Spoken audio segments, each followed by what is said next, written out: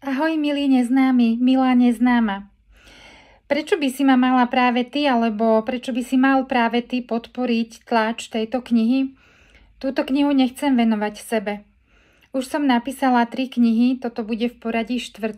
a chcela by som rozniesť do sveta čo najviac nádeje, čo najviac dobra, čo najviac lásky a chcela by som touto knihou vyjadriť to, čím ja žijem, čo cítim v mojom vnútri, čo prežívam. V knihe, v príbehoch je vyjadrené veľa radostí, veľa pokoja, veľa pokory, ktorú som sa ešte viac naučila byť pokorná a mať rada ľudí a vážiť si každý prejav radosti a všetky maličkosti po tom, čo som prekonala rakovinu, po tom, čo mi bolo povedané, že nie je isté, či tu budem alebo nie.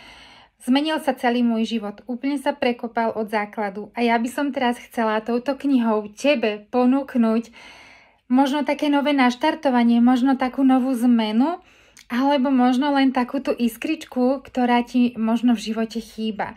Takže prejavaj ty trošku radosti, trošku vďaky, zakup si moju knihu a neobanuješ, pretože v knihe je toľko pozitív, v knihe je toľko lásky a v knihe je toľko povzbudenia, ktoré ja čerpám nielen od ľudí, ale aj od Pána Boha. A ak si myslíš, že nie si veriaca, pre mňa táto kniha nie je, tak ver tomu, že práve pre teba je. A už teraz sa teším, s akou láskou a radosťou ti ju budem môcť zabaliť a poslať priamo tebe. Čo ty na to? Ideš do toho spolu so mnou a zakúpiš si knihu, ktorá nebola písaná rukou, ale hlavne srdiečkom. Ďakujem ti vopred.